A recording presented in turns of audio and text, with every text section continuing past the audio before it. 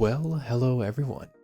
For those of you just discovering this space, you have landed in Sovereign Sandboxing, the YouTube channel where we build, play, and reflect on games that let us shape our own story.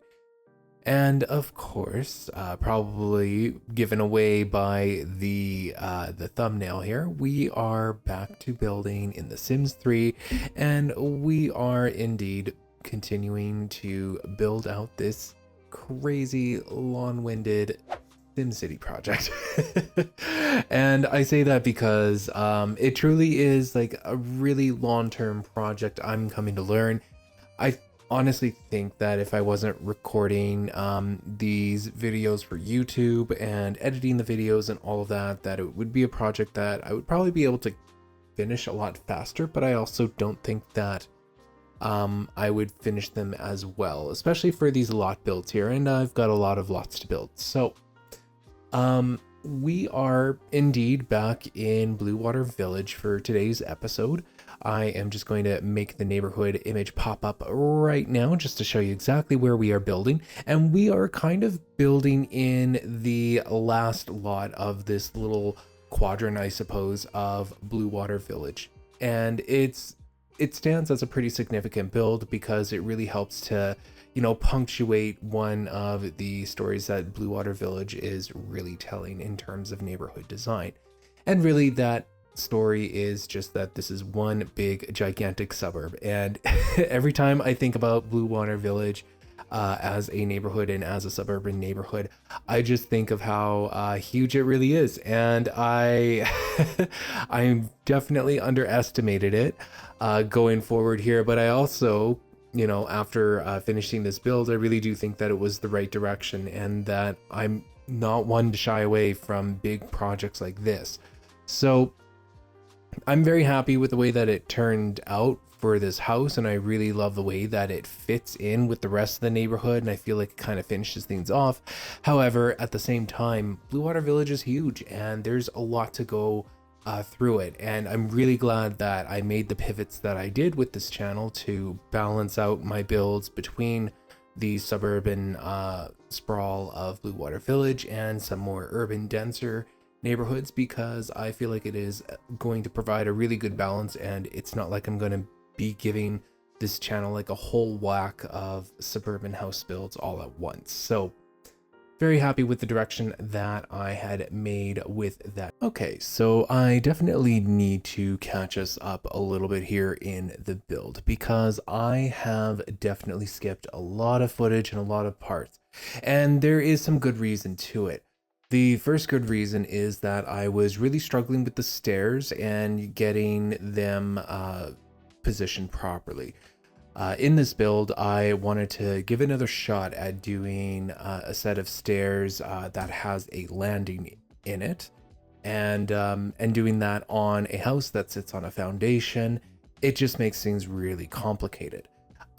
So yeah, I cut out a lot of footage for that because I had to reposition the stairs several times. Plus I wanted to incorporate the stairs that lead down to the basement as well. So there was a lot of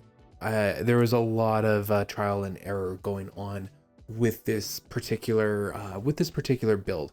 And to be quite honest with you guys, I've talked about this before, but there are objects out there, and I'm not hating on those objects or trying to disrespect them at all, but there are stair objects out there that have stairs with a landing. However, because I'm really picky about my animations looking properly in my game, even though I have yet to play my actual game in the longest time, I am very picky about like what goes into my game. And if the animations are not going to be looking exactly perfect, and if they aren't exactly right, and again, you know, I've said this before, like this is no hate to the creator out there, and this is definitely not me trying to disrespect their work, because I honestly just feel like they were just limited by the tools that they had at their disposal.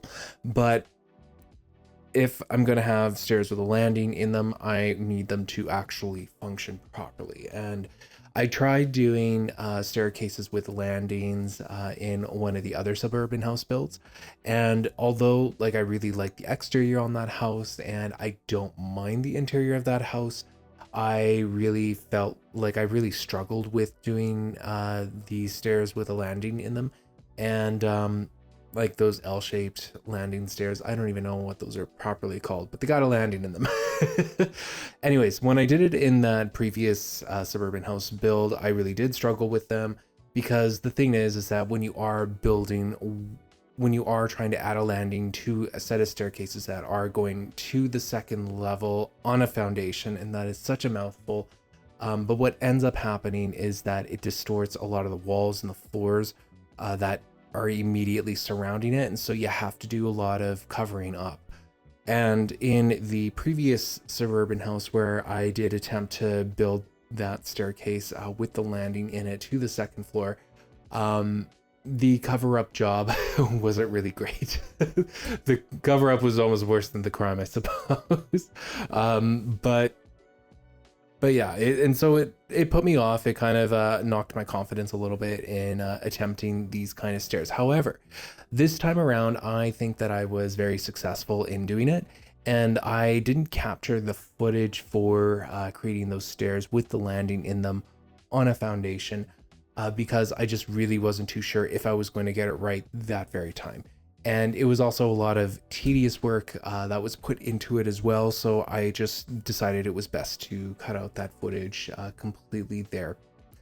The thing with building a house like this and having a staircase that has a landing in it is that it does influence the second floor plate quite significantly, because like I mentioned before, like the immediate adjacent walls and floors that sit around it, like there's just certain parts like those immediate, like it's very hard to explain here, especially because I didn't capture the footage, but when it distorts like certain walls and floors, you have to try to cover it up.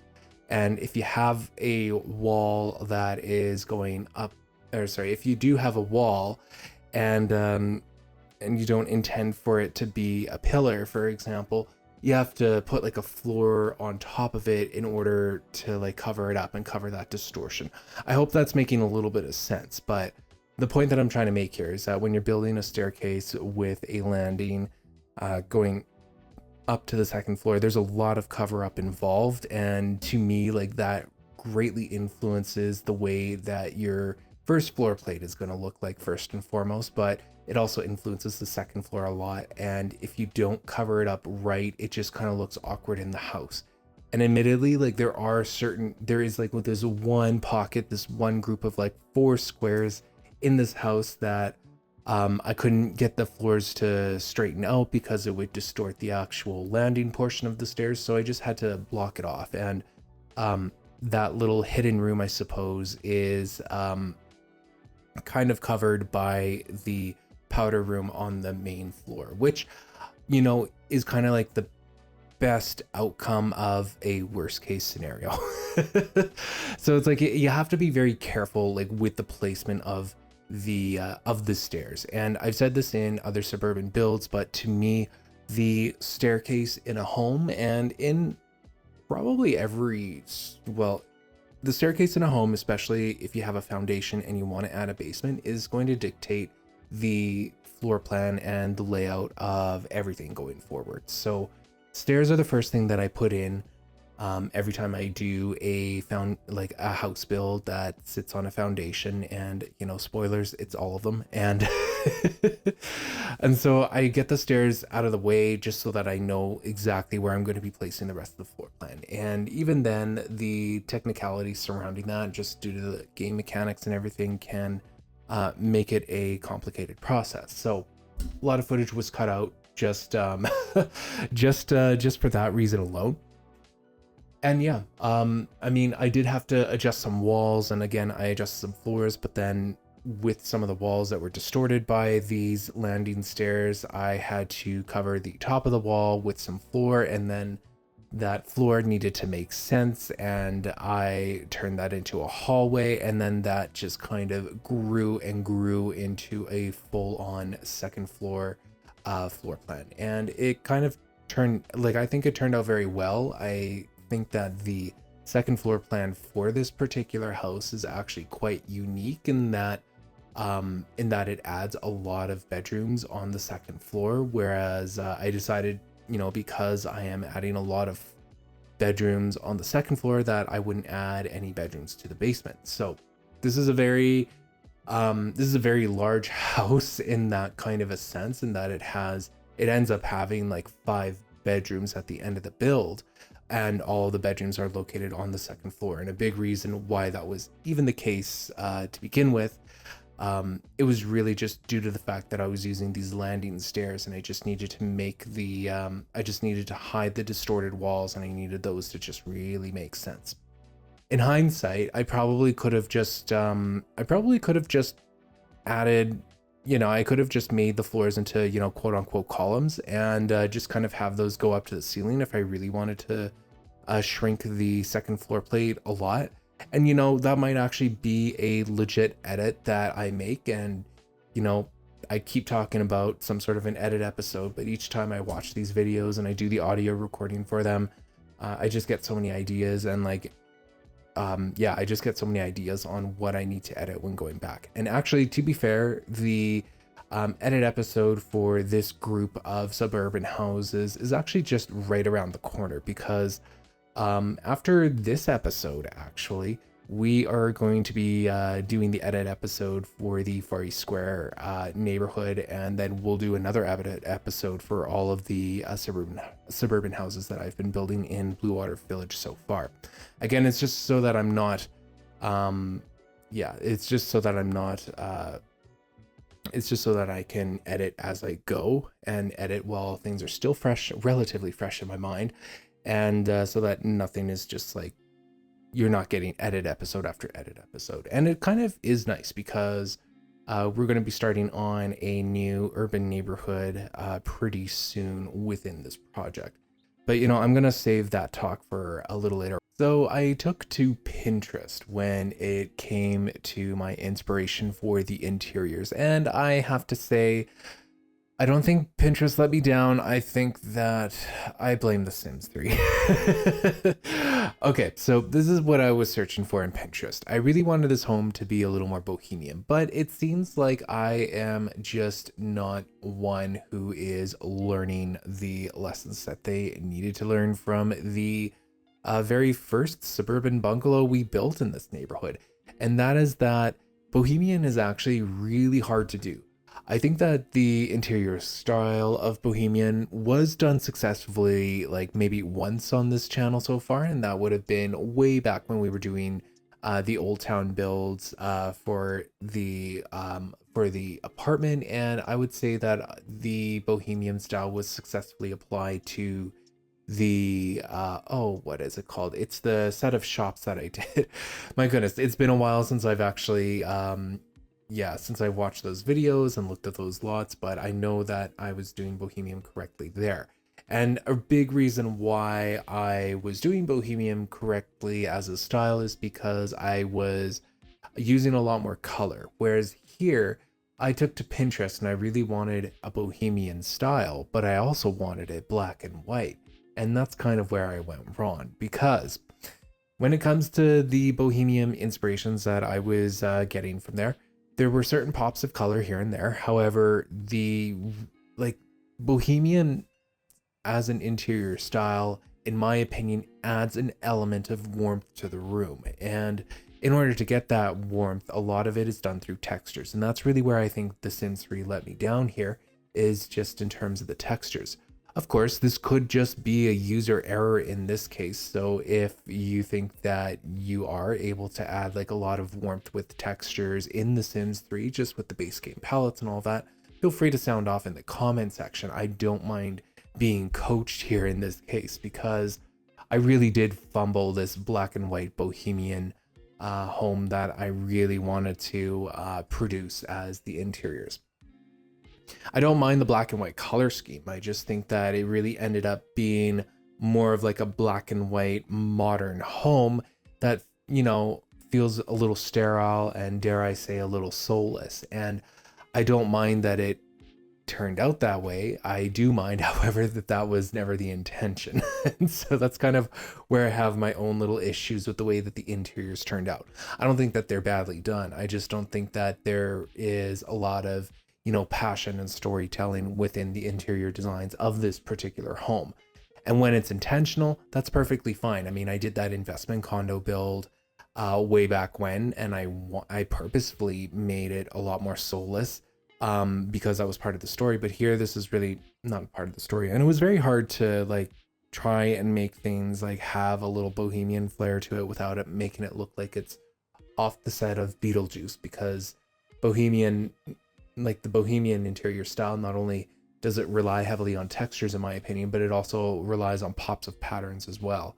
And it was very hard to try to capture that that feeling without it feeling gothic or cartoonish, kind of like, I just talked about Beetlejuice, but I kind of consider that to be like, I didn't want it to look gothic, and I didn't want it to look like it was from a Tim Burton's movie either. And I do consider like Tim Burton style almost like a subset of gothic style.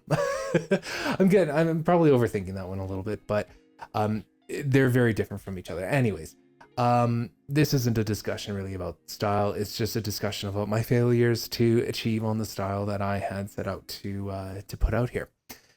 I've mentioned it before, but I am not afraid of reusing the same house and changing up the interiors for future builds in the Blue Water Village neighborhood. So this one would definitely be a candidate for it, because I really did end up loving the layout for both the first floor and the second floor, and even the basement as well is something that I stand by. And I feel like the layout is nice. It's just the interiors that just kind of fell short. So I might just give myself a little bit of a round two with this particular home in the future, in the far future. I will say that the kitchen ended up being slightly larger and almost too big for my liking, and that's not something that I typically say about kitchens. I usually find that I have the opposite problem. In this kitchen, I was really able to fit in a walk-in pantry, which is great. Like, I know in The Sims 3, they don't exactly function at all as storage. There is really no storage functions unless you take like the wine rack into consideration, which I do end up adding in the food pantry room. But there's not a whole lot of function with the food pantry room. It's just mostly there for decor and to make me happy, I suppose. So I made sure that there was a food pantry, and between the garage and the kitchen, there is actually a little bit of a mud room, which again is a little bit of set dressing, but it also makes a lot of sense too. So I stand by that choice as well. But yeah, the kitchen was a little too big, and the breakfast nook that I made with the table and the chairs was something that I did so very reluctantly. Not only was I kind of running out of ideas for tables, and I didn't have a whole lot of options when it came to round tables and such, it just confuses the Sims in terms of gameplay mechanics, because you'll have a Sim prepare their meal and they'll want to take that plate and sit. I don't know how they make a decision on where they want to sit and eat, but in my head, it would make sense that they are looking to sit at the nearest table that's available to them. And in this case, it would be the island and also the table in the breakfast nook.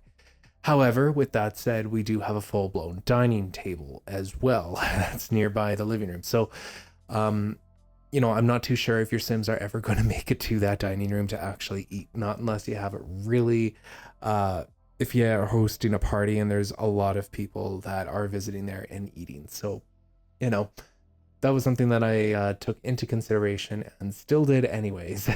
So yeah, I mean, in the crumple bottom estate build that I did in Pleasant View, which is a very old build on my channel, I was doing some testing there, and Sims were eating at both the island and also at the dining room table. And so it just seemed a little random as to where Sims choose to eat, really. The garage also, like, I know I'm getting a little ahead of myself here talking about the kitchen, but the garage was expanded, and I I added in the workbench there just to kind of make the garage a little more of an actual place of action. I know that in a lot of my previous suburban house builds, I've kind of just left the garage alone, just gave it enough space for the cars and just kind of called it done. However, with this garage being right next to the L-shaped stairs with the landing in them, I did have to hide, like, you do have to hide no matter what, any distorted floors and walls. However, in a way, I kind of got lucky in that the parts that I needed to hide actually added additional function to the garage, which was something that I both wanted to add more of in the in these suburban builds, but it's also like a happy little accident that just kind of occurred there, so it doubles in its duty there.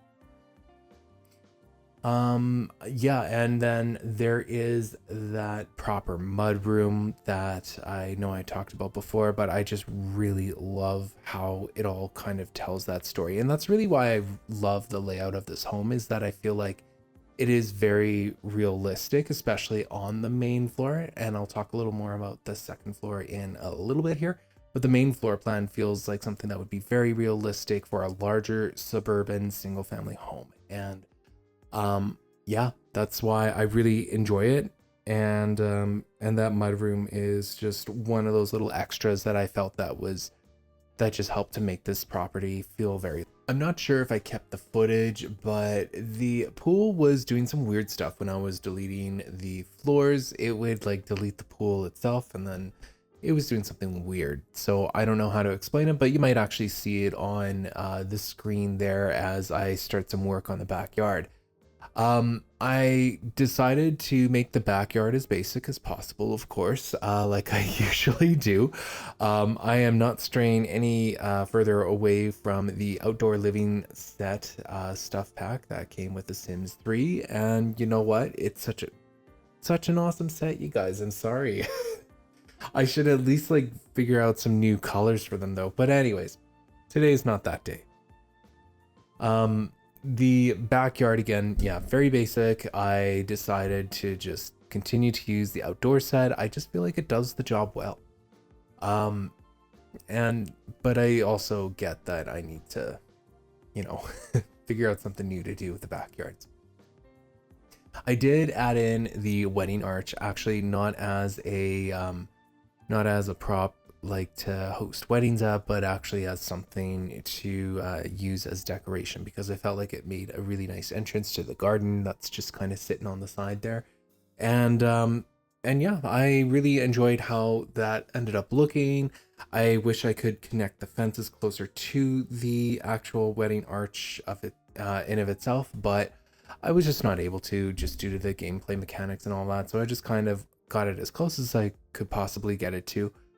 And that's actually something that I should write down as something to kind of test whenever we go back to when I go to film the edit episode, is because I don't know if Sims can actually walk through the wedding arch. I'm pretty sure they can, but yeah, they absolutely can, but I should still test it just in case. The story that I was trying to tell with the garden here is that it is indeed a larger garden than the other gardens that I have placed in the other single family homes. But I really wanted to try and tell the story here that you have a Sim that's really into gardening, and they wanted this private little space for themselves to garden and all of that. So that's really the story. That's pretty much the only story that this home is telling, because it does... Honestly, it feels so sterile, and I don't think I did a bad job, like I said before, but it just doesn't tell it just doesn't tell a story, and that's kind of the problem with it. Eventually, like, it is something that has made it on a list of things to do, but I will do a single family home where there is a much more extensive garden, because even though this garden is, you know, I would say a medium-sized garden, I don't have a backyard that has a large garden, and I think that that would be a lot of fun for players to have. In the backyard, and I know that we're definitely not working on the backyard because I don't think I captured a lot of footage for it, but I did place in a doghouse just for the hell of it. again, pet gameplay isn't really something that I want to discourage or anything, but I just feel like the pet objects in of themselves are really not that stylish at all, if I'm going to be honest. And they are honestly something that I continue to forget to place. And okay, I gotta give myself more credit. I do remember to place, you know, pet objects and stuff, but I am very biased towards cats because I do have a cat. And and yeah, so I'm trying to like make some of these homes a little more dog friendly. This one's a little more dog friendly, you guys. But yeah, pet gameplay is again making a reappearance in this house, and it was definitely an afterthought. Wasn't something that I was really trying to hone in on. But yeah. But I will eventually do like a larger, like one of these single family homes where we have somebody that's like addicted to gardening, and so I'm gonna build like a huge garden in one of those future builds sometime down the road. When it comes to the bathroom, of course, like I always do, I like to style one bathroom and then I like to do them all in that same style. Maybe I'm just like getting really sick of doing single family homes, but I feel like bathrooms need to be bathrooms in my game at least need to be consistent with their styling and their interior design. So all of the bathrooms are have the same color schemes and same themes and everything, which fits the rest of the house, honestly speaking. So yeah, I haven't changed from that at all. I do feel like I'm adding in some more decor objects in the bathrooms. Like I am being a little more conscientious of there being towel racks and hand towels and stuff. So this build this time around, I really got into doing that. And you know, it sounds like I hated doing the interior of this house. I actually really enjoyed the process of building this house, but as you'll see, like when we get to the second floor and finish up there and in the basement, I really did, you know, realize by then that this house was very soulless and it wasn't telling the story. It wasn't telling any kind of a story. So I was just like a little discouraged by the end of the build, but you know, that's okay. I should probably address something that has been a common theme throughout this episode, and that is missing footage and me choosing not to include a lot of footage. And the reason being for that is that I feel like these speed build episodes are just a tad too long. I don't mind when I have a really detailed build take up, you know, an hour or so as a speed build. However, like for these single family homes, although I am spending hours and hours working on these homes, I don't feel like I want the videos themselves to be longer than an hour if I can help it. And I know I'm kind of late to the game and everything of that sort, but I am keeping an open mind to experimenting with the formatting of my single family home builds at the very least, just to, you know, just to see like how to best like tell the story of the single family home without, you know, overburdening you guys with a really long video.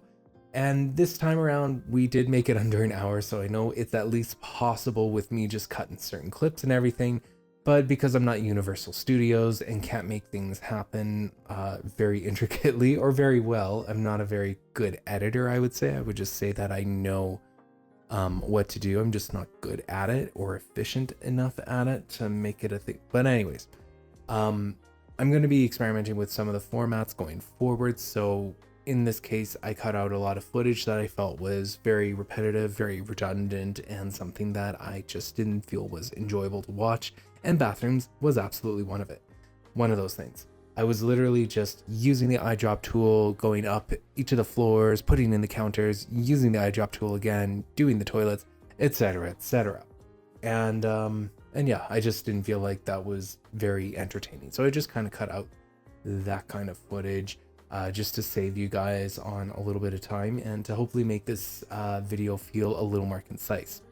As you know, I'm a very long-winded person when I get on this damn microphone, and it seems that my videos are also reflective of. So at the time that I am recording and editing this video, I am exploring the the ever so never-ending journey of trying to find some sort of a sustainable publishing schedule.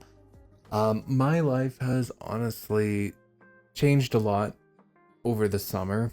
It's changed a ton over the summer, honestly, and I'm not really going to get into it just because I want to keep my personal life out of the YouTube channel as much as I possibly can, where it makes sense. Just because I'm more of a private person than anything else. But I am kind of trying to figure out like what a sustainable publishing schedule is going to look like for me going forward, and that's why I have been taking the break that I have been taking.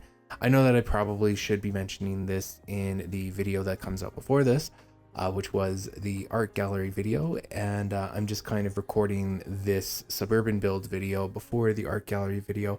I don't know why I decided to choose to do it this way, but I have, and here I am. And so I feel compelled to speak on a schedule change, whereas I really should be speaking on it in the previous video. But anyways, I'm still exploring the idea at the time of recording this video, and likely at the time of recording the art gallery, what that sustainable publishing schedule is going to look like for this channel going forward.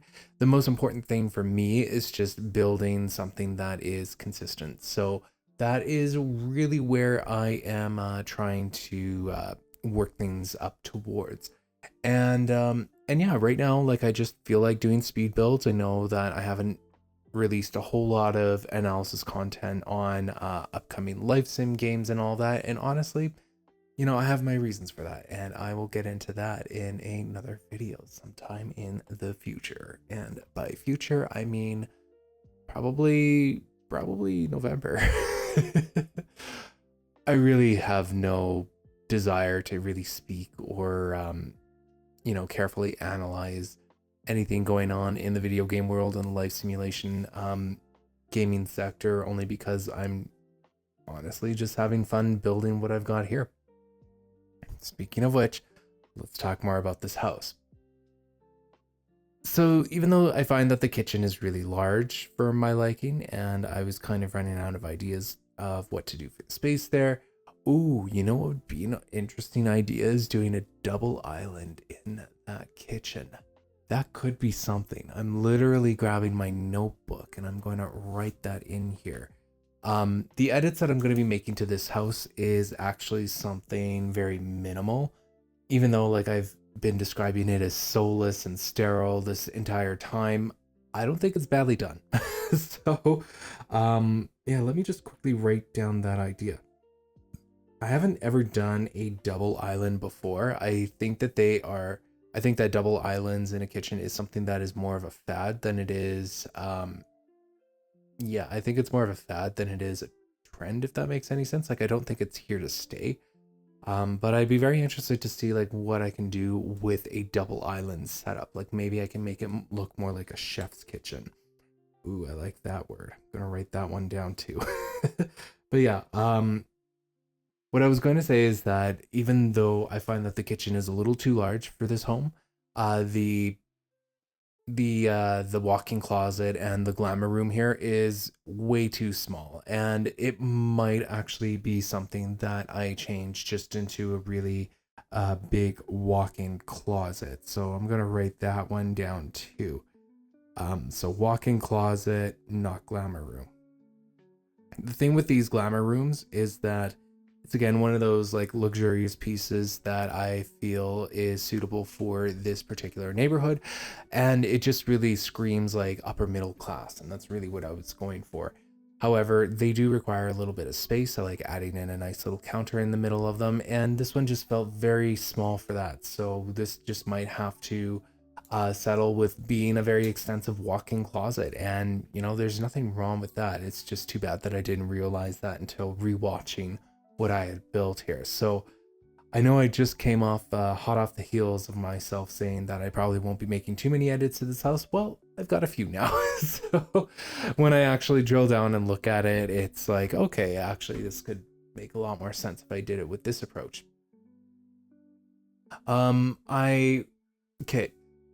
The second floor does have 5 bedrooms in it, and I mentioned that earlier this video, but it's something that's kind of odd, even in real life, having so many bedrooms on the second floor. It just really speaks to how large the second floor plate really is and how much square footage you have. And even like in mansions, I would say like real life mansions are really what I'm talking about here. And suburban homes, it's very rare to have more than 3 bedrooms on the second floor. And the reason why we have 5 bedrooms here is just really because I was trying to hide some imperfections in the walls that are adjacent to those L-shaped landing stairs that lead up to the second floor. And so that I've explained the process before, but to cover up the tops of the walls, I have to place a floor. That floor turns into a hallway. That hallway has to lead somewhere, and it leads to bedrooms. And that's kind of the slippery slope that I had to fall when doing this. I will say though, like for something that has an unrealistic feature to it, being 5 bedrooms on the second floor, I do think that it's at least laid out in a somewhat realistic floor plan. Like if I felt that if someone was going to put 5 bedrooms on the second floor, this is actually a legitimate layout that they would choose to do. I did give one of the rooms its ensuite, like outside of the master bedroom, and that's really just to kind of show the idea that this is like an in-law suite that they have to go up the stairs for and do that. So that's really the idea there. My world, SimCity, is really going to lend itself very well to generational gameplay, because you can have several generations of a family easily living in one of these single family homes. And although like that was never the intention with Blue Water Village, it just seems to be like this really happy side effect that's happening. Another happy accident, as Bob Ross would say. Speaking of master bedrooms and everything, I know that right now it's kind of a fad, I would say. Yeah, I would definitely call it a fad that the master bedroom is being located on the first floor. Personally, I absolutely hate that. I hate that that homes are being designed these days with the master bedroom on the first floor.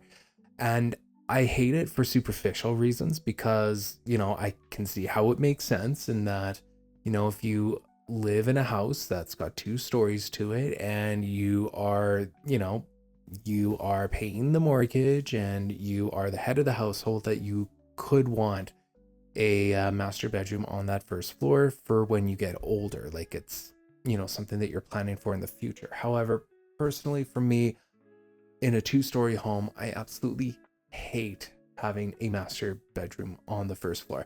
I feel like if you're going to do any kind of a bedroom on the first floor, it should be that in-law ensuite.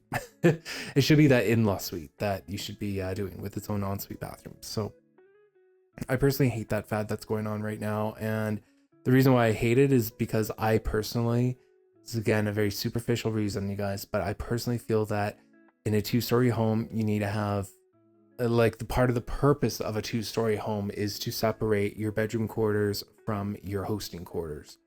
And in that 2-story home, if you have your master bedroom on the first floor, it's kind of defeating the purpose of going that second story.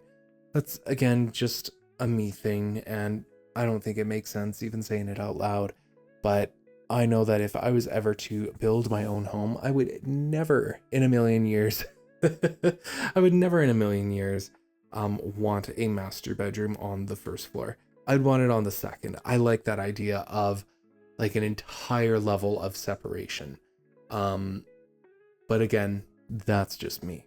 It is no secret, I've said it several times even in this video, that this SimCity project is really a long-winded project. It has got a lot of lots that I need to build, and just with trying to juggle real life and everything, it limits my time to actually building the lots and then filming and editing and recording the audio to go with the videos and everything. So everything is very, I would say, like, this project is just going to naturally take longer because of everything that I need to do surrounding it in order to get something published out to you guys. Not that that's something that I'm complaining about, to be honest, because I do like the process and all that I'm doing here. I just wanted to mention it here that I am in it for the long haul. We have gotten so far with SimCity. The vision is like just really blossoming here. And I just kind of wanted to share a little bit more on that vision. And even though this like totally deserves its own separate video, I just felt that it would be a good time to share now, since we are going to move into some edit episodes. Um, for the next time we get back into into the Sims 3. And yeah, I just feel like I'm in it for the long haul, and the real goal of the rest of this series is just building out these lots. And everywhere I turn, like every build that I'm doing here, I am noticing things that I want to change in the world itself. Like I think that I can do better, for example, on some of the hill textures and terrains, and like maybe experiment with the paint a little bit just to make it look a little more crisper and nicer. I know that there are issues with the water right now, with it just being too shallow, but I don't want to, well, at this point, I don't want to get into create a world to like just break my game in order to like make the water just slightly deeper or whatever. So, I do know that those issues are apparent in my world, and there's also like some little issues and edits that I need to make, that I need to edit as well in the create a world tool. But I just wanted to kind of mention that we have to get through these lots first, and I'm being very stubborn with that one, only because when you go into create a world and you make changes and then you try to re-upload it, shit can go down and you can lose all of your progress. And a big reason why I have been saving a lot of my lots and sharing them with you guys on the Sims File Share Net is because eventually I will be getting into some sort of a version 2 of SimCity, where I'm going to be making some small changes like I described before, but also some pretty large changes as well, because there are certain layouts that I really don't like right now. And now that I've had a chance to just kind of sit with them, I do want to make those larger changes in that version 2. But just judging by the pace that I'm going at with everything else, we're at least going to be building some lots for, I would say at least a year from now, probably more, because there's a lot of lots to build. And I don't mind doing it. It's just a very tedious and long process before I'm willing to go back into create a world. At least with doing the project like this, I can still offer you guys a world you can actually play in, and you can download the lots and just install them into your world as I create them and all of that. So I at least have something playable for you guys to work with if it is a world that you choose to, have for yourself. However, yeah, a V2 is definitely on the horizon, and there are going to be some considerations being made forward. If you've been with this series long enough, you'll know that this series was never meant to lean so heavily into the lot building, as when I was in the create a world portion of this, the editing game mode function just stopped working for me for whatever reason, and I just really wasn't gonna risk losing my progress on my world and with everything that I've done, because if I still had the editing game function, this series would have looked a lot differently, and the world would have actually been built up to be a lot, would have been built up alongside with the actual lots that we're doing here. So there's that I just kind of wanted to share with you. And I just really didn't want to risk losing all of that progress for nothing and having nothing to show for it. So that's why we're really leaning very heavy into the lots. Speaking of which, next episode, as mentioned earlier, I kind of gave it away, but we are going back to Far East Square, and we are editing the lots that we have already created, and that I think is going to be a lot of fun. I think it'll be a shorter episode as well, because I don't think there were a lot of huge edits that I wanted to make in the Far East Square. In fact, like if the edits are so minute and small, I might just even upload them to the Sims file share and just use it as a community post. But I will definitely film the edit episode after that, which will be the homes that we've been doing in Blue Water Village, because there is one home that I definitely want to take a wrecking ball to. And I'm not too sure if you guys know which one it is. And it's not this one, I will say that, but the others could be on the chopping block. And I will let you guys guess in the comment section below. We are about ending this episode here. I haven't really talked too much about the interiors on the bedrooms. Again, felt like it was soulless. It was uninspired. Didn't really have a story. I gave a teen girl room there. She got a bunch of stuff on her walls. Like, that's cool. And the boys' room has got video games in it, which every boy would enjoy. Anyways, I am going to leave it there for today's episode. If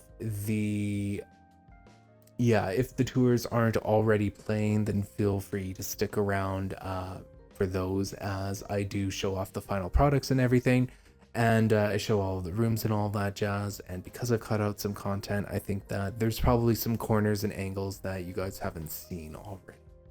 But anyways, I'm going to leave it there for today. I just wanted to say thank you so much for watching. If you've enjoyed this episode and if you support this vision, feel free to like the video and consider subscribing if you haven't already.